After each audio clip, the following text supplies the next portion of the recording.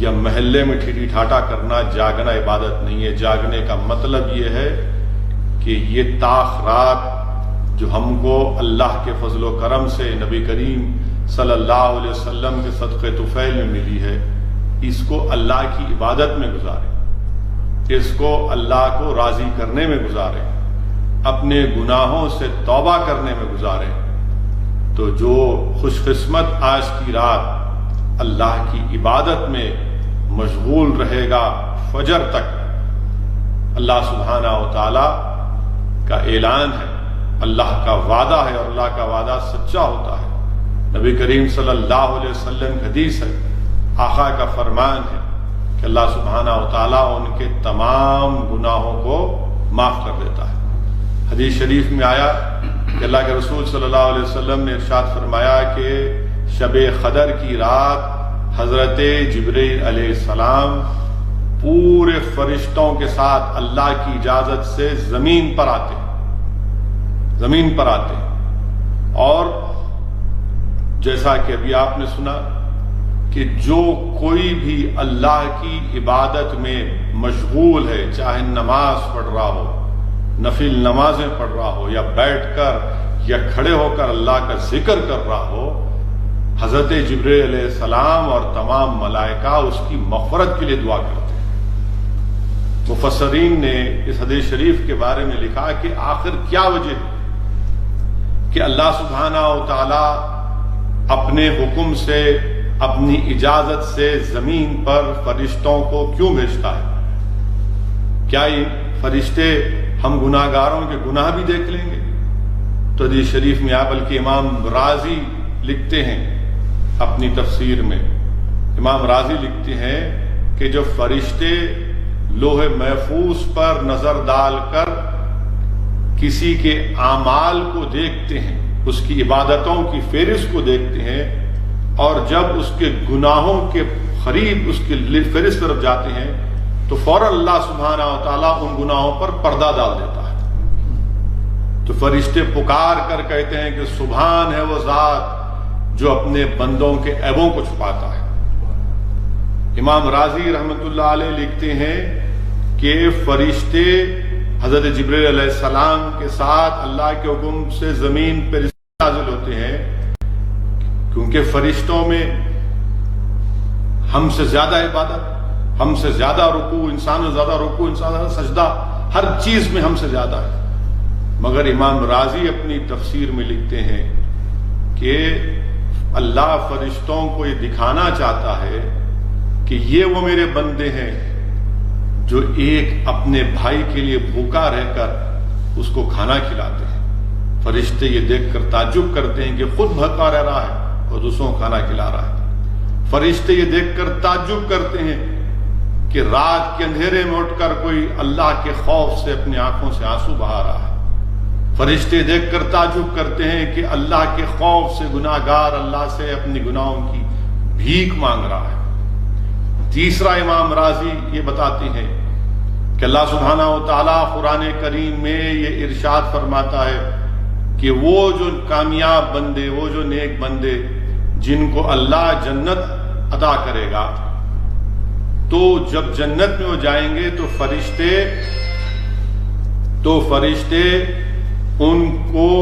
جنت میں آ کر سلام کریں گے، ان کو سلام کریں گے، ان کا استقبال کریں گے۔ تو اللہ یہ کہہ رہا ہے کہ میرے بندے، دنیا میں ہی، جنت تو دور، میں دنیا میں ہی تجھے فرشتے آ کر تجھ کو سلام کریں گے۔ ایک اور وجہ امام رازی رحمۃ اللہ علیہ لکھتے ہیں کہ اللہ سبحانہ و تعالی اس بارے میں امام رازی لکھتے ہیں کہ جب حضرت جبرائیل علیہ السلام کے ساتھ زمین پر آتے ہیں اور آ کر دعا کرتے ہیں، تو اس وقت اگر کسی بندے کے، حدیث شریف کے الفاظ ہیں کہ اگر کسی بندے کے، کسی مسلمان کے رونگٹے کھڑے ہو جاتے ہیں، کسی کے رونگٹے کھڑے ہو جاتے ہیں اور اللہ کے خوف سے اس کے آنکھ میں آنسو آ جاتے ہیں، تو تو یہ سمجھیے کہ فرشتوں نے اس مسلمان سے مصافحہ کیا ہے۔ ایک اور وجہ بتائی گئی ہے کہ فرشتے اللہ کے حکم سے جبرائیل علیہ السلام کے ساتھ زمین پر اس لیے آتے ہیں کہ وہ زمین پر آ کر انسان کی سسکیوں کی آواز کو سنتے ہیں کہ اللہ کے خوف سے ایک مسلمان رو رہا ہے، وہ اس کے آنکھ سے اللہ کے خوف سے آنسو بہ رہے ہیں، تو اللہ ان فرشتوں کو مخاطب ہو کر فرماتا ہے کہ دیکھو یہ میرے بندے ہیں، جب میں ان کو بنا رہا تھا تو تم نے کہا تھا کہ اللہ تو ان کو کیوں بنا رہا ہے، زمین میں فساد کریں گے۔ میرے عزیز دوستوں اور بزرگوں، تو یہ حدیث شریف یہ بتا رہی ہے کہ آج کی رات فرشتے زمین پر اللہ کے حکم سے آتے ہیں جبرائیل علیہ السلام کے ساتھ، اور ان تمام لوگوں کے لیے مغفرت کرتے ہیں جو اللہ کی عبادت کر رہے ہیں، جو اللہ کا ذکر کر رہے ہیں۔ اور حدیث شریف میں آیا کہ رمضان مبارک کے تاخراتوں میں شب قدر کو پوشیدہ رکھا گیا۔ اس کو پوشیدہ رکھنے کے کئی وجوہات بتائی گئی۔ علماء کرام نے، مفسرین نے لکھا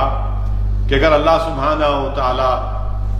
یہ بتا دیتا کہ فلاں دن شب قدر ہے اور کوئی گناہ گار ہے اور اس دن اس رات میں گناہ کر دیتا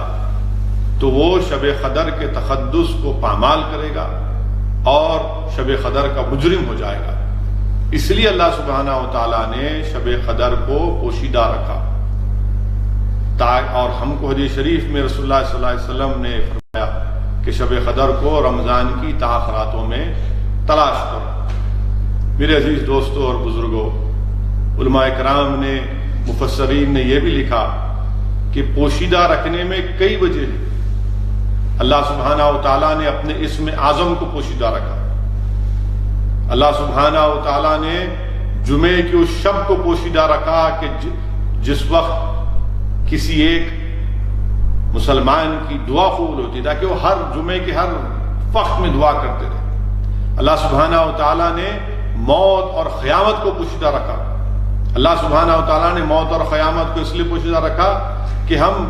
زندگی بھر موت کے لیے تیار بھی رہیں اور نیک اعمال کرتے رہیں تاکہ قیامت کے اس ہولناکیوں سے بچ سکیں۔ اللہ سبحانہ و تعالیٰ اپنے ولیوں کو پوشیدہ رکھا اس لیے کہ ہم نیکیاں کرتے جائیں اور کسی کے بارے میں کسی شخص کو برا نہ سمجھے۔ اسی طرح شب قدر کو پوشیدہ رکھا گیا۔ اور علماء کرام نے یہ بھی لکھا کہ سابقہ امم میں اگر کوئی اللہ سبحانہ و تعالیٰ کے یا اللہ کی عزت نہیں کرتا تو اللہ سبحانہ و تعالیٰ ان لوگوں کو ہلاک کر دیتا۔ مثال کے طور پر یہ کہا گیا کہ ہفتے کے دن مچھیوں کو نہ پکڑا جائے۔ بنی اسرائیل کی اس قوم نے اللہ کے اس حکم کے خلاف کام کیا تو اللہ نے ان کو بندر بنا دیا۔ شاعر اللہ کی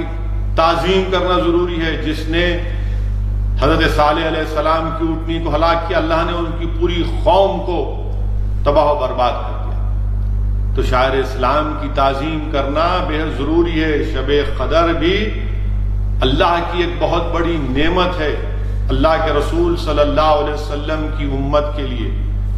اور اللہ نے فرمایا کہ جو قرآن شریف میں اللہ نے فرمایا کہ جس نے شاعر اللہ کی تعظیم کی،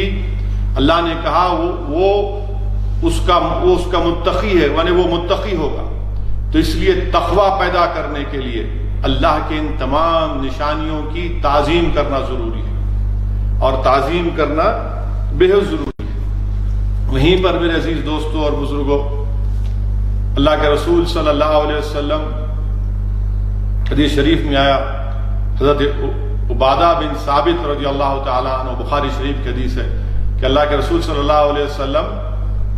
اللہ کے حکم سے گھر سے اپنے نکلے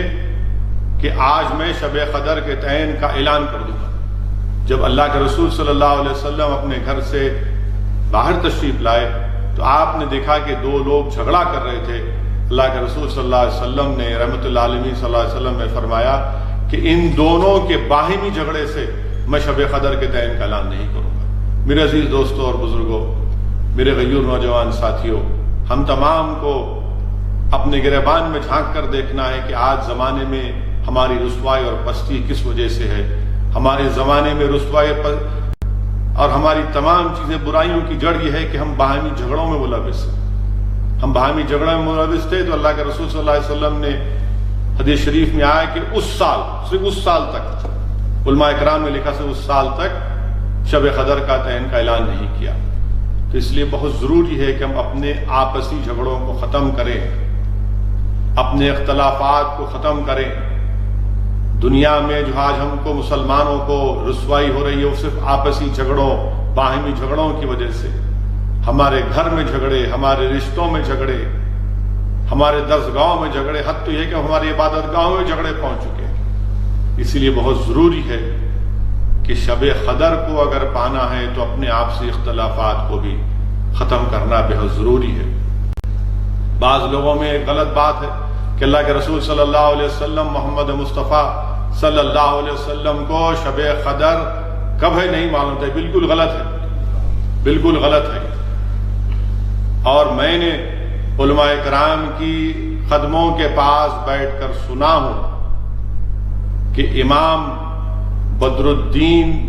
عینی رحمت اللہ علیہ شرح بخاری کی شرح میں حضرت سفیان بن امیہ رحمت اللہ علیہ رضی اللہ تعالیٰ عنہ سے روایت کرتے ہیں کہ اللہ سبحانہ و تعالیٰ نے محمد مصطفیٰ صلی اللہ علیہ وسلم کو شب قدر کے تعین کب ہے بتا چکا تھا، اور رسول اللہ صلی اللہ علیہ وسلم اپنے غلاموں کو بھی بتا چکے تھے کہ شب قدر کب ہے۔ ابو داؤد شریف کی حدیث ہے، حضرت عبداللہ بن انیس رضی اللہ تعالیٰ عنہ، ابو داؤد شریف کی حدیث ہے کہ آپ ایک گاؤں میں، دیہات میں، ویرانی میں رہتے تھے۔ آپ نے اللہ کے رسول صلی اللہ علیہ وسلم سے جا کر عرض کیا، رسول اللہ صلی اللہ علیہ وسلم میں ویرانے میں رہتا ہوں، اللہ کے فضل و کرم سے 5 وقتہ نماز ادا کرتا ہوں، رمضان کا مہینہ ہے، رسول اللہ صلی اللہ علیہ وسلم میں کس رات، کس شب مسجد نبوی میں آ جاؤں؟ تو اللہ کے رسول صلی اللہ علیہ وسلم نے یہ ارشاد فرمایا کہ آپ رمضان کی 27 شب کو مسجد نبوی میں آ جائیے۔ اور ان کا یہ معمول تھا کہ وہ عصر کے بعد مسجد نبوی میں آ جاتے، اور بغیر کوئی اگر حاجت نہیں ہوتی تو فجر تک مسجد نبوی میں رہتے، عبادت کرتے رہتے، اور اس کے بعد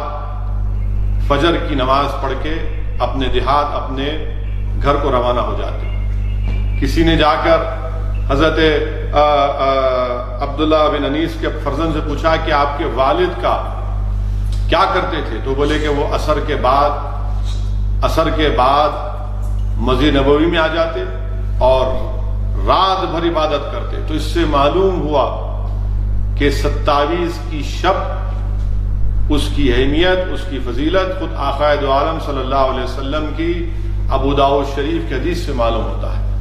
میرے عزیز دوستوں اور بزرگوں، میرے عزت دار ماں اور بہنوں، یہ تاخرات ہے، شب قدر کی رات ہے، اس لیے بہت ضروری ہے کہ ہم رو رو کر اللہ سبحانہ و تعالیٰ کو راضی کریں۔ اور یاد رکھیے، جو لوگ جس نشہ کرتے ہیں،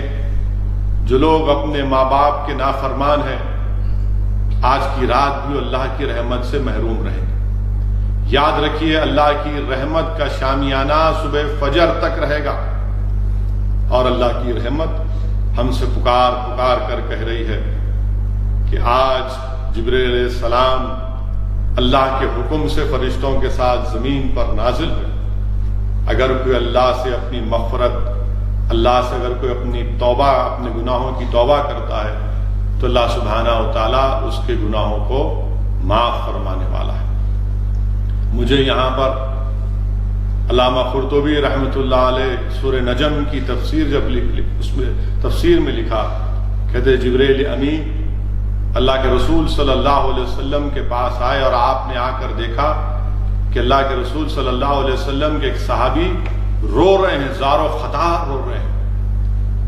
تو جبریل نے عرض کیا رسول اللہ صلی اللہ علیہ وسلم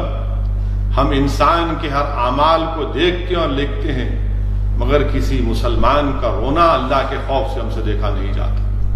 میرے عزیز دوستوں اور بزرگوں، اسی لیے علماء کرام نے لکھا کہ اگر کوئی مسلمان نماز پڑھتا ہے تو میزان عدل و انصاف پر رکھ کر یہ دیکھا جاتا ہے کہ وہ نماز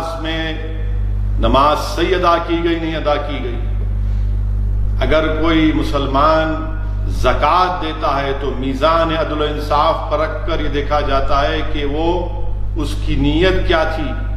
کیا وہ حلال دولت تھی، کیا وہ ریاکاری کے لیے زکوٰۃ دے رہا تھا۔ اگر کوئی مسلمان حج ادا کرتا ہے تو یہ میزان عدل و انصاف پر رکھ کر یہ دیکھا جاتا ہے کہ کیا وہ تمام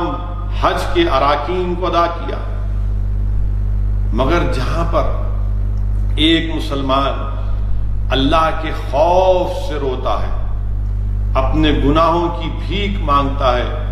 تو اس کے آنکھ میں جو آنسو آتی ہیں اس کو اللہ سبحانہ و تعالی میزان عدل و انصاف پر نہیں، میزان رحمت اور اپنے فضل پر رکھ دیتا ہے۔ میرے عزیز دوستوں اور میرے بزرگوں، نزہۃ المجالس میں امام عبد الرحمن حضرت نخیر سے روایت کرتے ہیں کہ جب حشر کے دن، قیامت کے دن اللہ سبحانہ و تعالیٰ اپنی شان کے مطابق ایک شخص کو جہنم میں لے جانے کا حکم دے گا تو اس شخص کی آنکھ کا جو بال ہوگا وہ اللہ سے پکار کر کہے گا، یا اللہ میں نے تیرے حبیب محمد مصطفیٰ صلی اللہ علیہ وسلم کی زبان مبارک سے سنا کہ جس نے اللہ کے خوف سے اپنے آنکھ میں آنسو لائے اس پر جہنم کی آگ حرام ہے۔ وہ آنکھ کا بال اللہ سے عرض کرے گا،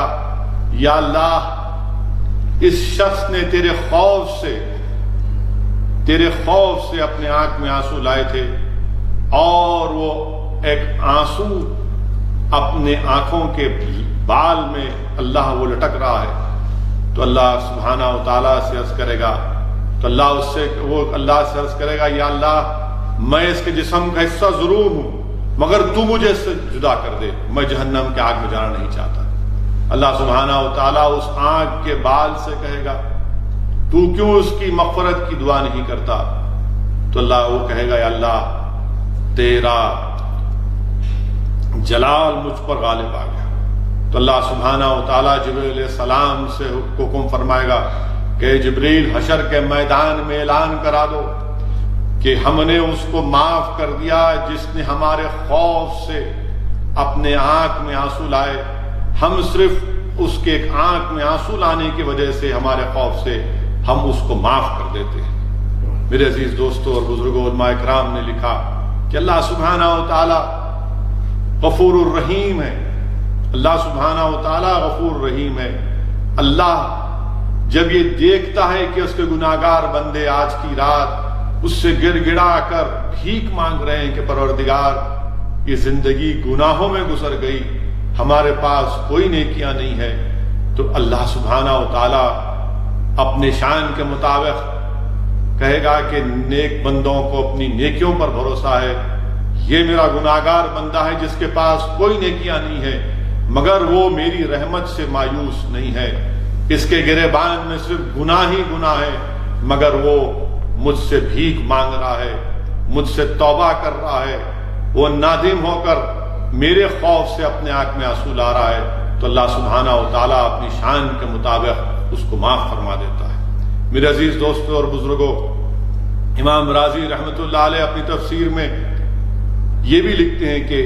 شب قدر کو پوشیدہ رکھنے کا ایک مطلب یہ بھی ہے کہ اگر کوئی اپنی کسی وجہ سے شب قدر میں عبادت نہیں کر سکا تو اس کا ازالہ ممکن نہیں ہے، وہ زندگی بھر تکلیف میں رہے گا۔ تو امام راضی رحمۃ اللہ علیہ حدیث شریف لکھتے ہیں کہ ایک مرتبہ اللہ کے رسول صلی اللہ علیہ وسلم حضرت علی کے ساتھ، حضرت علی رضی اللہ تعالیٰ عنہ کے ساتھ شیر خدا کے ساتھ امیر المومنین ساتھ مسجد میں آتے ہیں، اللہ کے رسول صلی اللہ علیہ وسلم حضرت علی سے کہتے ہیں، فرماتے ہیں کہ علی وہ جو شخص سو رہا ہے اس کو اٹھاؤ، اس کو کہو وضو کر۔ حضرت علی جا کر اس کو اٹھاتے ہیں۔ بعد میں حضرت علی امیر المومنین حضرت علی کرم اللہ وجہ اللہ کے رسول صلی اللہ علیہ وسلم سے عرض کرتے ہیں، رسول اللہ صلی اللہ علیہ وسلم آپ تو نیکی میں سب سے زیادہ پہل کرتے ہیں، پہل آپ کرتے، آپ نے کیوں نہیں اٹھایا؟ اللہ کے رسول صلی اللہ علیہ وسلم فرماتے ہیں کہ علی سنو، اگر میں اس کو جا کر اٹھاتا، وہ انکار کرتا تو وہ کفر میں آتا، اگر میں جا کر اس کو اٹھاتا اور وہ انکار کرتا تو وہ کفر، اسی لیے میں نے آپ سے حکم کیا، یقیناً اگر وہ بھی نہیں اٹھتا تمہارے حکم پر تو اس پر بھی کچھ نہ کچھ معاملہ ہے۔ تو اللہ، آپ دیکھیے علماء کرام نے لکھا کہ رسول اللہ صلی اللہ علیہ وسلم رحمت للعالمین ہے، اور اللہ سبحانہ و تعالی اپنے محبوب کے ذریعے سے، اپنے حبیب کے ذریعے سے، رحمت للعالمین کے ذریعے سے پیغام دے رہا ہے کہ اللہ کتنا غفور رحیم۔ میرے عزیز دوستو اور بزرگوں، اگر ہم نے اس ماہ مبارک میں غفلت میں اپنا وقت گزارا ہے تو اس کو رحمت میں تبدیل کر لو،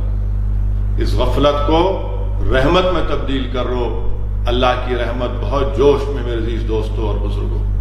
اللہ کی رحمت بہت جوش میں ہے۔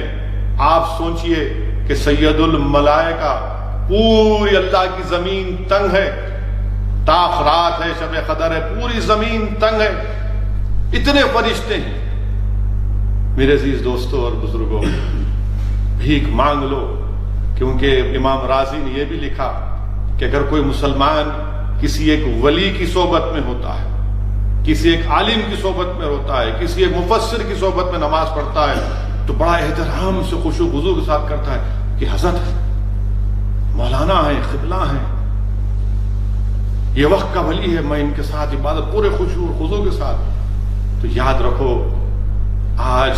فرشتے سید الملائکہ کے ساتھ زمین پر اللہ کے حکم سے نازل ہوتے ہیں۔ اللہ یہ بتانا چاہ رہا ہے کہ یاد رکھو، یہ میرے انسان، یہ میرے بندے ہیں، آج ہم کو ایسی عبادت کرنا ہے۔ میرے عزیز دوستو اور بزرگوں، امام راضی یہ بھی لکھتے ہیں رحمۃ اللہ علیہ کہ اللہ سبحانہ و تعالیٰ نے حضرت ابراہیم علیہ السلام جو آگ میں ڈال دیا تھا نمرود نے، اللہ نے 7 فرشتوں کو بھیجایا تو آگ باغ بن گئی، اور شب قدر کی رات اگر کوئی عابد ہے اللہ کا تو یقیناً کوئی تعجب کی بات نہیں ہے کہ ان پر بھی جو آگ ہے وہ جنت کا باغ بن جائے۔ میرے عزیز دوستو اور بزرگوں، نزول قرآن کا مہینہ ہے، نزول قرآن کا مہینہ ہے، قرآن کی تعلیمات پر ہم کو عمل کرنا ہے، قرآن کے پیغام کو سمجھنا ہے، قرآن کی اسپرٹ کو سمجھنا ہے۔ قرآن کو بات ترجمہ پڑھیں گے تو اس قرآن کا پیغام، قرآن کا میسج، قرآن کیا مطالبہ کر رہا ہے۔ میرے عزیز دوستو اور بزرگوں، قرآن کریم کو اللہ سبحانہ و تعالیٰ نے عرب میں نازل کیا، ایسے ماحول میں نازل کیا جہاں پر بچیوں کو زندہ دفنا دیا جاتا تھا، جہاں پر بچوں کو زندہ دفنا جاتا تھا، جہاں پر پانی کی جگہ شراب آسانی سے ملتا تھا۔ ایسے ماحول میں اللہ سبحانہ و تعالیٰ نے اپنے کلام کو، اب رسول اللہ صلی اللہ علیہ وسلم کا سب سے بڑا معجزہ قرآن کریم، اور کیسے ان میں انقلاب پیدا ہوا، کیسے ان میں انقلاب پیدا ہوا کہ فاروق اعظم کا دور خلافت ہے، اور فاروق اعظم رات میں نکلتے ہیں، ایک گھر کی دیوار کے پاس فاروق اعظم یہ گفتگو سنتے ہیں کہ ایک ماں اپنی بیٹی سے کہہ رہی ہے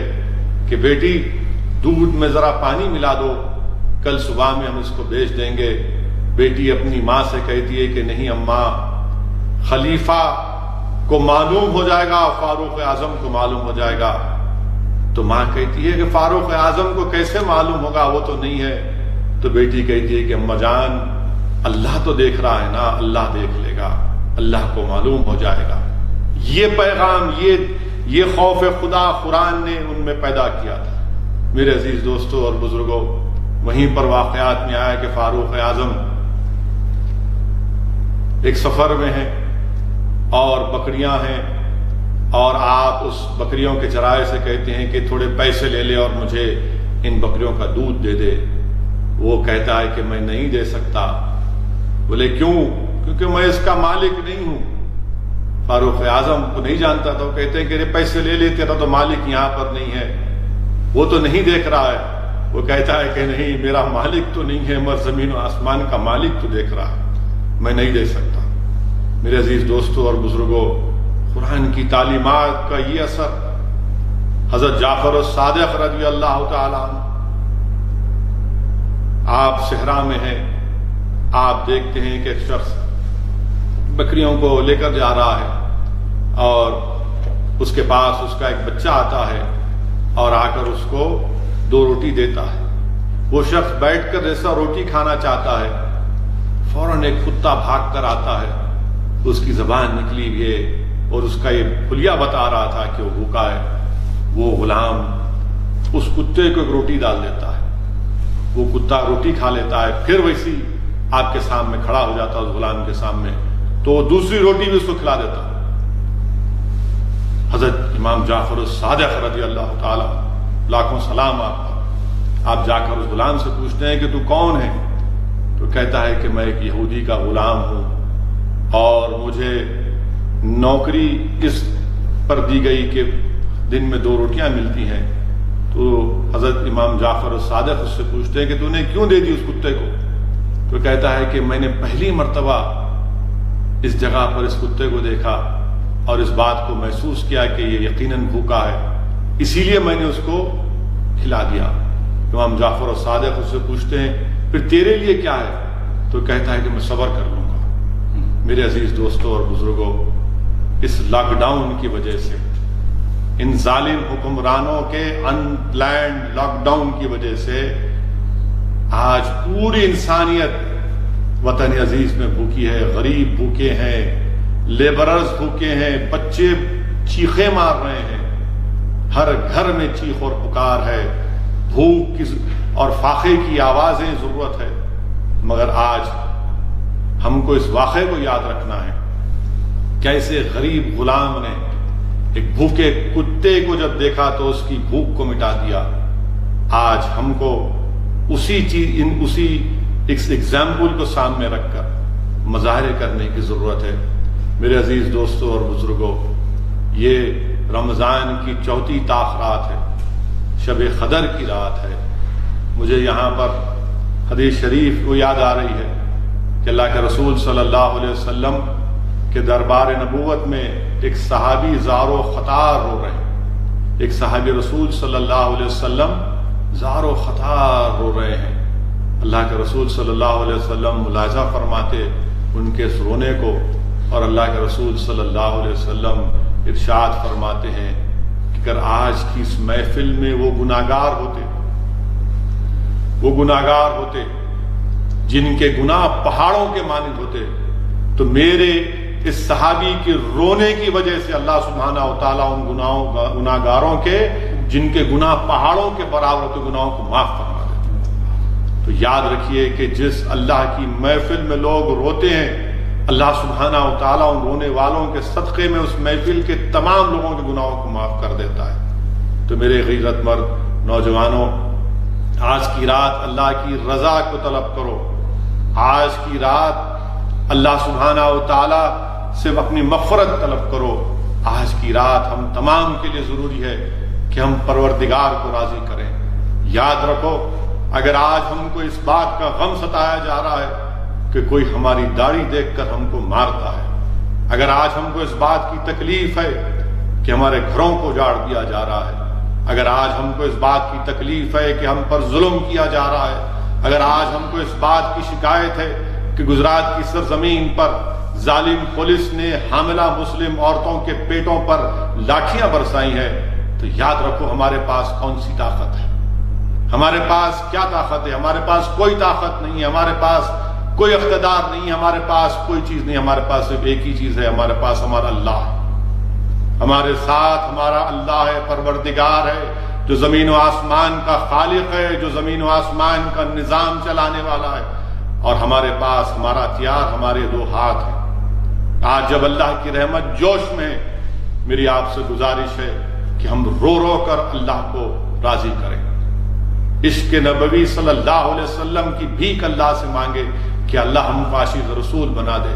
ہم اللہ سے بھیک مانگے پروردگار جہاں کہیں بھی ظلم ہو رہا ہے ان ظلم کو ختم کر دے، جہاں کہیں بھی ظالم جو ابو جہل ابو لہب کے جانشین بن چکے ہیں، جو نمرود اور فرعون کے جانشین بن چکے ہیں، اللہ سبحانہ و تعالیٰ ان تمام ظلم کو، ان ظالمین کو اللہ سبحانہ و تعالیٰ ان کو اپنے فضل سے، اپنی طاقت سے اللہ ان کو ختم کر دے۔ اگر آج ہم دیکھ رہے ہیں میرے بھائی، اس طاعون کی وجہ سے، اس وائرس کی وجہ سے بہت سے لوگ بیمار ہیں، ہم اللہ سے دعا کرتے ہیں کہ پروردگار جتنے لوگ بیمار ہیں اللہ ان کو شفا عطا فرما دے، جتنے لوگ دواخانوں میں اس بیماری سے لڑ رہے ہیں اللہ ان کو شفا دے دے۔ اللہ سبحانہ و تعالیٰ کا یہ جلال ہے جو ہم اس وائرس کے روپ میں دیکھ رہے ہیں۔ ہم اللہ کی آج و رحمت جوش میں ہے، اللہ کا شامیانہ مطلع الفجر تک ہے، ہم اللہ سے بھیک مانگتے ہیں کہ پروردگار آپ کے جلال کو آپ کے جمال میں تبدیل کر دیجئے۔ ہم اللہ سے بھیک مانگتے ہیں کہ آج انسانیت اور خاص طور سے وطن عزیز میں غریب، بھارت کے غریب بھوک کے لیے تڑپ رہے ہیں، اللہ آپ رزاق، ہم کیا کر سکتے؟ اللہ آپ رزاق ہیں، اللہ آپ رزق پہنچا دیجئے، اللہ آپ جو لوگ بھوکے ہیں پروردگار ان کو رزق پہنچا دیجئے، اللہ جو غریب ہیں اللہ ان کی لاج رکھ لیجئے، پروردگار جو دولت مند ہیں ان کو توفیق دیجئے کہ وہ اپنی دولت کا استعمال کریں، ان غریب لوگوں کی مدد کریں۔ یا اللہ یہ دولت، یہ عزت، یہ سب چیز تیری دی ہوئی ہے، ہم اللہ سے بھیک مانگتے ہیں کہ آج کی اس مبارک رات میں اللہ سبحانہ و تعالی ہم تمام کے گناہوں کو معاف فرما دے، اللہ سبحانہ و تعالی ہم تمام کی مغفرت فرما دے، اللہ سبحانہ و تعالی جو بیمار ہیں، جو اس کووڈ وائرس میں امراض میں مبتلا ہے، اللہ تجھے تیرے حبیب کا واسطہ اللہ ان تمام کو شفا عطا فرما دے۔ پروردگار اس وائرس کو اٹھا لے، یا اللہ ہم اس بیماری کو دیکھتے نہیں، ہم اس بیماری کو جانتے نہیں، اللہ تو زمین و آسمان کا خالق ہے، پروردگار آپ کن فیکون فرما دیجیے، اللہ اس وائرس کا خاتمہ ہو جائے گا، اللہ آپ کے خزانے میں کوئی کمی آنے والی نہیں ہے، اللہ آپ اس وائرس کا خاتمہ کر دیجئے، پروردگار آپ کے خزانے میں کوئی کمی آنے والی نہیں، اللہ رسول اللہ صلی اللہ علیہ وسلم کے وسیلے سے اللہ ہم آپ سے بھیک مانگتے ہیں، اللہ آپ غفور الرحیم ہیں، اللہ آپ غفور الرحیم ہیں، اللہ رحم فرما دیجئے، آج کی رات ہم تمام کے گناہوں کو معاف فرما دیجئے، اللہ سبحانہ و تعالیٰ سے ہم بھیک مانگتے ہیں کہ پروردگار آپ کے گھر کو کھول دیجئے، اللہ پروردگار آپ کے گھر کو کھول دیجئے، اللہ ہم اپنے گھروں میں بیٹھ کر حی علی الصلاۃ حی علی الفلاح کی صدائیں سنتے ہیں، پروردگار اللہ ہمارے دل، ہمارا کلیجہ منہ کو آ جاتا ہے، پروردگار اللہ اس وائرس کو اٹھا لے، یا اللہ انسانیت پر رحم فرما دے، اللہ ہم نے گناہ یقیناً کیا ہے، تمہارے گناہوں کو معاف فرما دے، پروردگار پوری انسانیت سے اس وائرس کو اٹھا لے، اللہ اس وطن عزیز میں امن کو قائم کر دے، اللہ زمین و آسمان کے نظام کو آپ چلانے والے ہیں، پروردگار ظالم کے ظلم سے ہم کو چھٹکارا دلا دے، اللہ گھروں کو لوٹا جا رہا ہے، برباد ہو رہے ہیں اللہ گھر کو، اور ہم کو صرف اس لیے ستایا جا رہا ہے رب العالمین کہ ہم تیرے نام بیگاں ہیں، اللہ ہم کو اس لیے ستایا جا رہا ہے کہ ہم تیری توحید کا اقرار کرنے والے ہیں، اللہ ہم کو اس لیے مارا جا رہا ہے کہ ہم تجھے وحدہ لا شریک کہنے والے ہیں، پروردگار ہم پر ظلم اس لیے کیا جا رہا ہے کہ ہم تیرے حبیب محمد مصطفیٰ صلی اللہ علیہ وسلم کے امتی ہیں، اللہ ہم پر ظلم اس لیے کیا جا رہا ہے کہ ہم رحمت العالمین صلی اللہ علیہ وسلم کے نام لیوا ہیں، اللہ ہم کو اس لیے ڈرایا جا رہا ہے کہ ہم تیرے حبیب کے غلاموں کے غلام ہیں، اللہ ہمارے دلوں سے وہن کو نکال دے، پروردگار ہمارے دلوں سے وہن کو نکال دے، اللہ ہمارے دلوں سے وہن کو نکال دے، اللہ ہمارا ڈر ظالموں کے دلوں میں پیدا کر دے، اللہ ہمارا ڈر ظالموں کے دلوں میں پیدا کر دے، حکمرانوں میں پیدا کر دے، پروردگار اپنے فضل و کرم سے آج کی مبارک شب میں اللہ ہمارے گناہوں کو معاف کر دیجئے، یا اللہ یہ جو گناہگار تیرے سامنے آج دامن پھیلائے، ہاتھ پھیلائے تو اس سے بھیک مانگ رہے ہیں اللہ تمام ملائکہ تیری اجازت سے سید الملائکہ زمین پر ہے اللہ پروردگار لاز رکھ لے اللہ ان فرشتوں کے سامنے پروردگار ہماری لاز رکھ لے ہمارے گناہوں کو معاف فرما دے ہمارے مصائب اور مشکلات کا خاتمہ کر دے اللہ غریبوں کو کھانا مہیا کر دے اللہ زمین آسمانوں سے بارش برسانے والے آپ ہیں پروردگار وہ جو طوفان آیا ہے بنگال میں اڑیسہ میں اللہ اس طوفان کو ختم کر دے اس بچا لے اللہ اس طوفان کو ختم کر دے اللہ جو انسانیت اس وائرس کے طوفان میں مبتلا ہے اللہ اس طوفان سے ہم کو نکال دے اللہ تیرا کرم ہے کہ تو نے ہم کو زندہ رکھا ہم کو رمضان عطا کیا اللہ تیرا کرم ہے کہ تو نے ہم کو روزہ رکھنے کی توفیق عطا فرمائی یہ اللہ تیرا فضل اور کرم ہے تو نے تاخراتوں میں ہم کو عبادت کرنے کا موقع عطا فرمایا پروردگار ہم کو زندہ رکھ ہم کو صحت سے رکھ تاکہ ہم تیرے حبیب محمد مصطفیٰ صلی اللہ علیہ وسلم کے غلاموں کے غلام بن کر انسانیت میں امن کو پیدا کر سکیں یا اللہ اس ہماری لاز رکھ لے اور آج کی رات جو گناہگار تیرے سامنے سرب و سجود ہیں بھیک مانگ رہے ہیں اللہ لاز رکھ لیجئے ہمارے گناہوں کو معاف فرما دیجئے میری آپ تمام سے گزارش ہے کہ ایک ایک لمحہ آج کی رات کا قیمتی ہے نوجوانوں تھوڑی دیر کے لیے نوجوانوں میں تم سے التجا کر رہا ہوں کہ فجر تک اپنے سیل فون کو بازو رکھ دو سیل فون کو اپنے بازو رکھ دو بند کر دو سیل فون کو اور تھوڑی دیر کے لیے بیٹھ کر سوچو کہ ہم نے کیا کیا غلطیاں کی ہیں یقیناً اگر ہم سوچنا شروع کریں گے تو جس طرح کمپیوٹر کے اسکرین پر تمام چیزیں آ جاتی ہیں بٹن دبانے سے انسان کا دل و دماغ اس کے سامنے بتا دے گا کہ ہم نے یہ گناہ کیا تھا یہ غلطیاں کی تھیں یہ حقوق العباد کی تمام چیزیں ہمارے سامنے آ جائے گی تو آج ہم کو ضرورت ہے کہ ہم اپنے روٹھے ہوئے پروردگار کو منائیں اللہ کی رحمت جوش میں ہے اللہ کی رحمت جوش میں ہے میرے عزیز دوستوں اور بزرگوں نماز نفل ادا کریں